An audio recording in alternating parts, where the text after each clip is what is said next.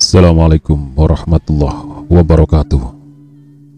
Rahayu Sagung Dumadi. Kembali lagi di channel Babat Nusantara. Pada kesempatan kali ini akan melanjutkan cerita Gajah Mada Hamukti Palapa bagian ke-47.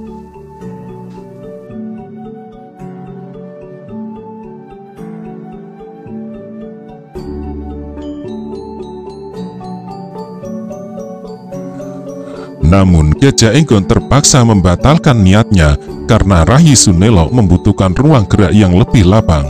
Apa yang dilakukan Rayi Sunelo amat mendebarkan jantung suaminya sekaligus mengagetkan dua orang lawannya yang telah meremehkannya. Rupanya meremehkan Rayi Sunelo adalah kesalahan yang harus ditebus dengan harga yang mahal. Dengan gerakan silang menyilang yang sulit dimengerti, ayunan terakhir dari senjata milik cambuk berbadul bola besi penuh duri itu menghantam wajah Brimoro tepat di hidungnya. Terjengkang Brimoro dengan wajah seketika memerah, barulah Senopati Gajah Enggon terpaksa bertindak ketika melihat Lanjar Manuhara melakukan sesuatu yang bisa membahayakan nyawa istrinya. Ayunan pisau yang melesat dari tangan kirinya menghujam tepat di dada Lanjar Manuhara. Bersamaan dengan Rayi Sunelo yang melenting mengambil jarak, ambruk tubuh Lanjar Manuhara menyusul tubuh Brimoro yang terjengkang. Dengan perasaan teradu, Rayi Sunelo menatap tubuh Lanjar Manuhara yang mengalami kesakitan luar biasa saat nyawa akan oncat dari tubuhnya. Rayi Sunelo menutup wajahnya ketika melihat Brimoro menggeliat tidak terkendali. Rayi Sunelo bergegas menutup wajahnya dan bahkan berlari meninggalkan tempat itu. Gajah Enggon yang bisa menerka apa yang bergolak di hati istrinya bergegas menyusul. Rayi Sunelo berhasil diraih dan segera dipeluk. "Aku telah membunuh orang, Duh Hyang Widi. Aku telah membunuh orang," desis Rayi Sunelo dengan segala rasa cemas. Namun Gajah Enggon punya cara membesarkan hati istrinya agar tak terlalu dibelit rasa bersalah. "Kau tak punya pilihan, Rayi," bisik suaminya. "Kalau tidak membunuh, kau yang akan dibunuh."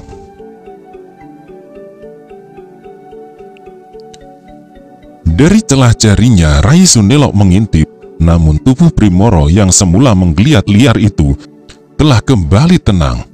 Itu bertanda nyawa telah oncat dari tubuhnya. Rupanya ayunan bandul bergerigi di ujung senjata Rayi Sunelo itu meninggalkan jejak luka yang luar biasa. Wajah Brimoro berantakan.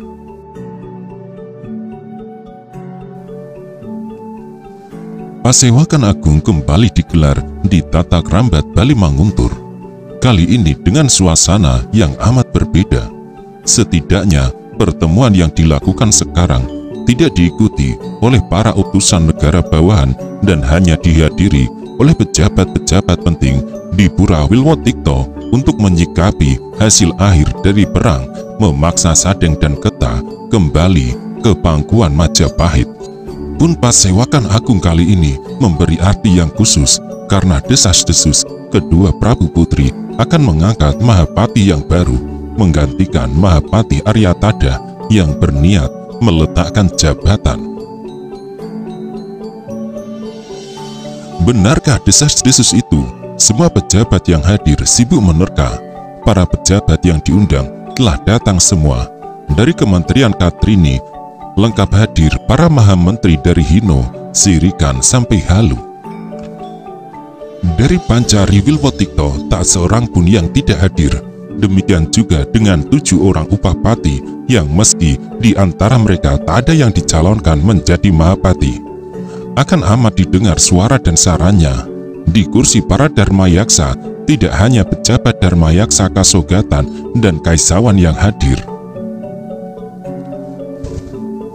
Namun tampak pula mantar Dharmayaksa sebelumnya yang telah tua usianya yang berkenan datang memenuhi undangan yang diberikan kedua Prabu Putri. Dan tak sebagaimana Pasewakan yang digelar ketika Majapahit kedatangan tamu para utusan negara bawahan. Kali ini Mahapati Aryatada terlihat duduk di kursi kepatihan yang disediakan untuknya. Aryatada yang duduk sambil batu-batu itu benar-benar menjadi pusat perhatian. Gajah Mada duduk bersila dengan menempatkan diri di tengah-tengah lantai yang dilambari permadani. Gajah Mada diapit oleh Senopati Gagak Bongol di sebelah kanannya dan Senopati Haryo Teleng dan Panji Suryo Manduro di sebelah kiri. Beberapa Bayangkara Wrida yang telah bekerja keras memadamkan api pemberontakan yang dilakukan Mapanji Keta dan Adipati Sadeng duduk berjajar di belakangnya. Di tempat agak terpisah, Ra Kembar duduk berdampingan dengan banyak. Wajah kembar memerah padam karena sedang menjadi perhatian pula. Setidaknya keberaniannya melawan perintah pimpinan dan mendahului berperang sedang menjadi buah bibir banyak orang. Lembu Poteng yang bersahabat akrab dengan Ra Kembar, Banyak dan Wara duduk tidak jauh dari mereka sambil bersandar tiang saka penyangga Manguntur. Yang tengah menjadi perhatian pula adalah Adityawarman yang membuat kejutan luar biasa. Adityawarman yang telah pamit pulang ke Damasraya ternyata masih berada di Majapahit dan bahkan telah memberikan sumbangan pengabdian yang luar biasa lewat apa yang dilakukan di Sadeng. Perang melumpuhkan Sadeng adalah perang pemuda dari Damasraya itu. Bukan perang milik kembar, bahkan juga bukan perang milik Gajah Mada. Di mata Gajah Mada, Ra Kembar hanya pecundang. Andai kata kembar bukanlah anak Raja Pamelkahan, tentu telah digelasnya pemuda sombong itu. Sebenarnya, bagaimanakah cara pandang Gajah Mada terhadap Ra Kembar? Pemuda yang di mana-mana selalu menjelek-jelekan dirinya. Jika bukan karena orang tuanya, tentulah sudah berantakan wajah pemuda itu babak belur oleh ayunan tangannya. Masalahnya, Raja Pamelkahan secara pribadi pernah menemuinya. "Aku titipkan anakku, anak Mas Gajah Mada. Tolong kau bimbing ia agar menjadi prajurit yang baik." Hampir kepada semua pihak, Raja Pamelkahan menitipkan anak kesayangannya kepada Prabu Putri Sri Gitarja. Raja Pamelkahan meminta supaya kembar mendapatkan bimbingan dan dilindungi. Demikian pula kepada Prabu Putri Dyahwiyat Raja Dewi Maharajasa. Raja Pamelkahan menitipkan anaknya kepada suami Sri Gitarja dan suami Dyahwiyat. Raja Pamelkahan juga menitipkan anaknya, termasuk kepada Mahapati Aryatada dan bahkan Ibu Suri Gayatri. Gajah Mada curiga, jangan-jangan kepada pengemis yang sering berkeliaran di depan rumahnya, Raja Pamelkahan juga menitipkan keselamatan anaknya.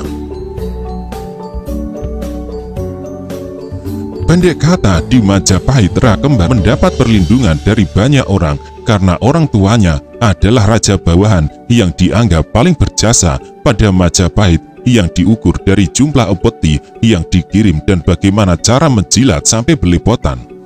Karena keadaan macam itulah, kembar diampuni kesalahannya ketika dengan lancang ia memimpin penyerbuan di Karangwatu ketika Majapahit diganggu oleh rencana pemberontakan yang melibatkan istri mendiang Ratanca. Kesalahan itu kini diulangi lagi. Agar dirinya disebut pahlawan, Ra Kembar telah melanggar perintah pimpinannya dengan mengirim pasukan. Pembelotan yang ia lakukan harus ditebus dengan harga yang amat mahal. Jika tak segera muncul Pangeran Pati dari bumi Damasraya dengan segenap prajuritnya, tentu tergilas habis Ra Kembar oleh pasukan gajah yang dimiliki negara bawahan bernama Sadeng itu. Dalam pasewakan kali ini, Gajah Mada akan meminta kepada kedua Prabu Putri supaya Ra Kembar dan kelompokannya dijatuhi hukuman. Tidak peduli ia anak Mas Raja Pamelkahan atau anak siapapun. Gajah Mada menoleh dan melanjutkan memperhatikan siapa saja yang hadir di pasewakan itu. Gajah Mada merasa suasana pasewakan kali ini sungguh berbeda. Tak ada bisik-bisik, tidak ada percakapan dengan orang yang duduk di sebelah. Semua tegang, semua mengarahkan pandangan matanya ke Aryatada, bahkan ke dampar yang didudukinya. Meski tidak sebagus dampar yang diduduki raja, dampar kepatihan tetap menarik perhatian. Yang berwajah amat tegang adalah Mahamentri Hinodia Janardana. Jabatan Mahapati yang akan ditinggalkan Aryatada menyebabkan ia tidak bisa tidur berhari-hari.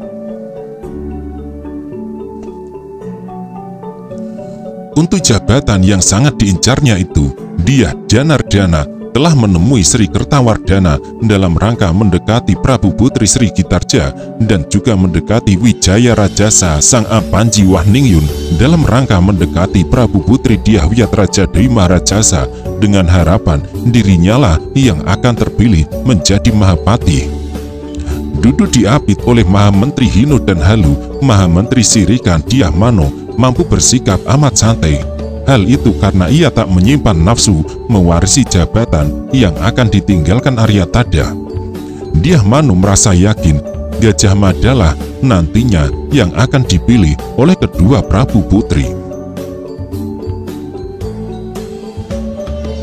Selanjutnya, wajah Mahamentri Halu atau Mahamentri termuda dari Kementerian Katrini, Dyah Loha, berkeringat sekali. Dengan peluh bagai diperas dari tubuhnya, Dyah Loha merasa yakin, amat yakin malah, bahwa dirinya lah nantinya yang akan terpilih menjadi Mahapati yang baru karena telah menerima dukungan dari manapun.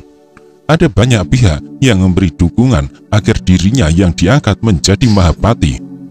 Dukungan-dukungan itu bahkan telah disampaikan kepada Prabu Putri. Suasana hari itu terasa panas dan berdebu. Angin yang berhembus kencang menjadi penyebab lantai yang telah dibersihkan tampak kotor kembali. Kemarau kali ini sungguh kemarau yang keterlaluan. Mendung, apalagi hujan yang dirindukan belum tampak batang hidungnya. Alun-alun di depan Manguntur maupun yang berada di luar gerbang Purawaktra kering kerontang, menyebabkan beberapa ekor menjangan yang menjadi kelangenan terlihat merana. Akan tetapi, para menjangan itu termasuk beruntung karena mendapat jatah rumput dari Pekati yang tak hanya mengurus kuda.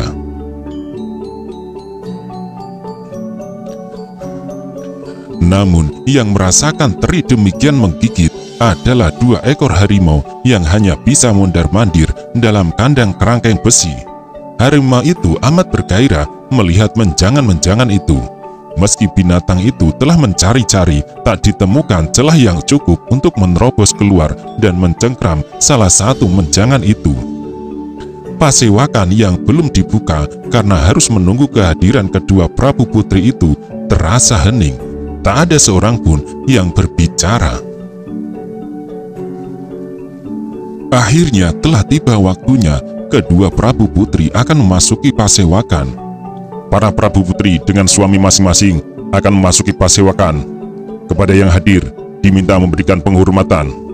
Ucap seorang tanda yang bertugas untuk itu dengan suara amat lantang. Gajah Mada yang duduk di tengah-tengah segera mengambil sikap yang sekaligus menjadi contoh bagi siapapun untuk melakukan hal yang sama. Didampingi para suami masing-masing, Prabu Putri Sri Gitarja Tribuana Tunggadewi Jaya Wisnuwardhani dan Prabu Putri Dyah Wiyatraja Dewi Maharajasa memasuki bangunan rumah-rumahan kecil yang disebut Balai Witana yang terlindung oleh kain tipis.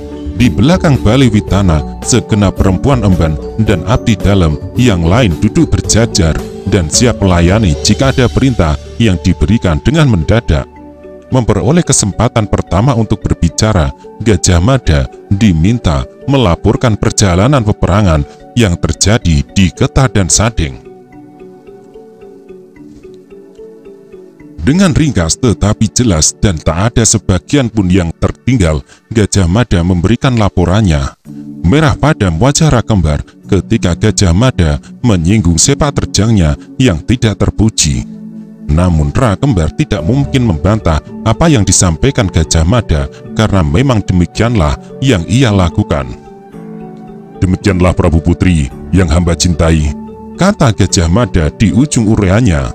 Penyerbuan ke Keta tidak sampai menimbulkan satu korban pun dari pihak Majapahit karena ketangkasan pasukan Sandi Bhayangkara yang berhasil menculik Mapanjiketa.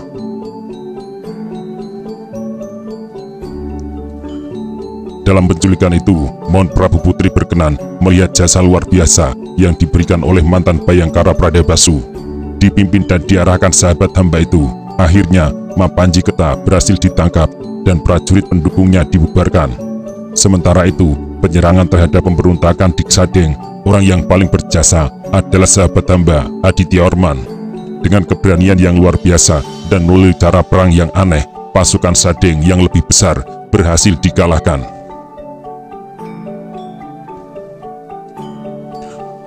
Untuk Pradabasu, Mon Prabu Putri berkenan memberikan hadiah melalui memanggilnya kembali untuk membina pasukan Bhayangkara. Demikian pula, Mon para Prabu Putri berkenan memberikan penghargaan kepada sahabat hamba dari tanah seberang dan semua pihak sesuai dengan andil yang mereka berikan. Akan tetapi, hamba juga memohon agar kedua Prabu Putri menghukum mereka yang bersalah dengan hukuman yang setimpal. Kesalahan itu tak hanya dilakukan oleh Mapanjiketa dan Adipati Sadeng, tetapi juga kesalahan yang dilakukan oleh prajurit yang telah melawan perintah atasan dan terbukti menjadi penyebab terbunuhnya banyak prajurit. Senyap kembali menyergap pasewakan itu, semua menunggu apa yang akan disampaikan kedua Prabu Putri. Apa yang diucapkan Gajah Mada itu jelas diarahkan kepada Rakembar. Rakembar sempat mendongakkan kepala, tetapi segera menunduk kembali setelah Gajah Mada menyampaikan semua laporannya. Prabu Putri Sri Gitarja Tribuana Tunggadewi Jaya Wisnuwardhani dan Prabu Putri Dyah Raja Dewi Marajasa melakukan hal yang tidak biasa dilakukan raja. Keduanya tiba-tiba bangkit dan keluar dari balai witana. Kedua Prabu Putri memilih berdiri dalam pasewakan yang digelar kali ini agar ucapannya bisa terdengar jelas dari ujung ke ujung. Dyah Raja Dewi Marajasa memandang Gajah Mada dengan amat tajam. Lalu ia alihkan pandangan matanya ke raut muka saudaranya yang datang dari Damasraya yang telah berjasa besar ikut membantu memadamkan pemberontakan Sadeng. Kembar tidak berani menengadahkan wajah ketika Dyah menjatuhkan pandangan mata ke raut mukanya. Akan tetapi Sri Gitarja yang kemudian berbicara.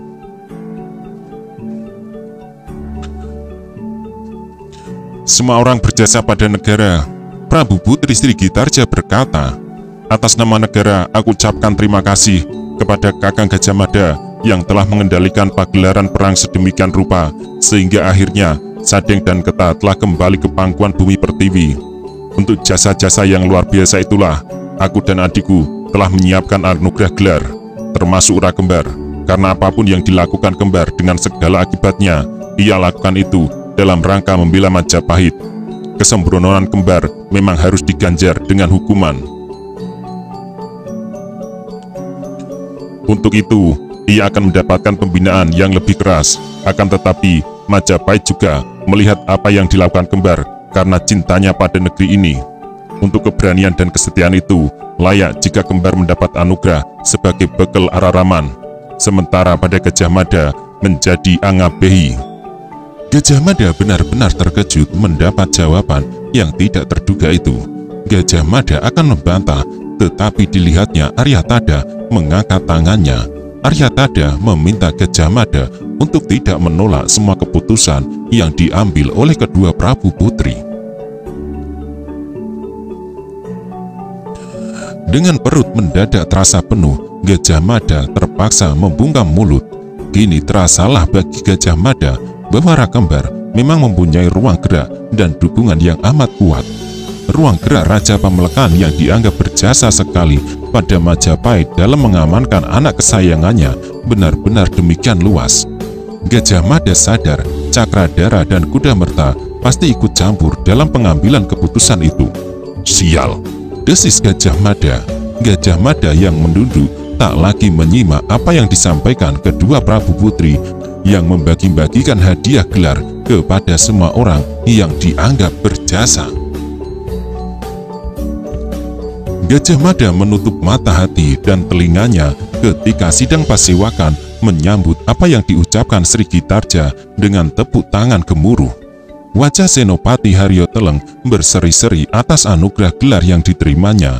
Demikian pula dengan Senopati Panji Suryo Manduro menebar senyum berseri-seri setelah memperoleh anugerah jabatan sebagai pasangguhan. Tidak kurang Senopati Gagak Bongol dan beberapa perwira Bayangkara lainnya. Gajah Mada yang membuka mata merasa pandangannya berkunang-kunang. Meski dalam hati Gajah Mada tidak bisa menerima keputusan yang diambil Prabu Putri terkait dengan kembar yang memperoleh anugerah kenaikan pangkat sebagai bekal Araraman. Dengan sekuat tenaga Gajah Mada berusaha menguasai diri. Melalui tatapan mata dan isyarat tangannya, Aryatada berusaha menenangkan Gajah Mada yang bergolak menahan amarah. Perhatian Gajah Mada barulah kembali terpusat ketika pembicaraan telah bergeser. Kali ini soal dampar kepatihan. Selanjutnya soal dampar kepatihan. Paman Tada silakan berbicara, kata Prabu Putri Sri Gitarja menyilahkan. Aryatada rupanya benar-benar sakit.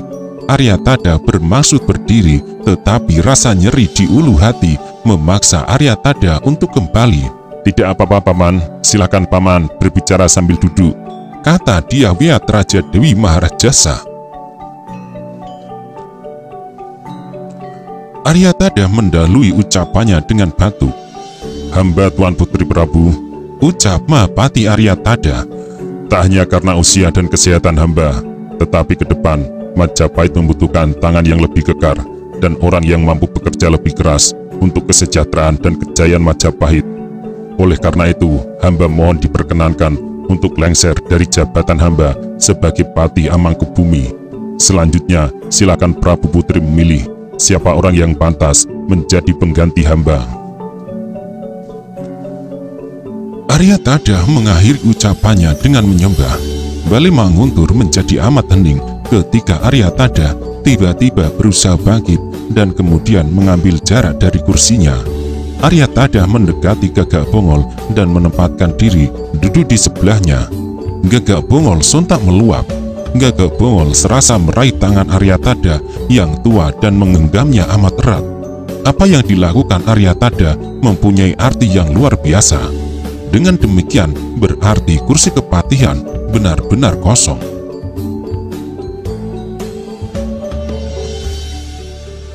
Bagi berhenti denyut jantung Dyahwiyat melihat Aryatada tersenyum, tetapi dengan mata berkaca-kaca. Bagi Dyahwiyat, Aryatada tak hanya seorang Mahapati.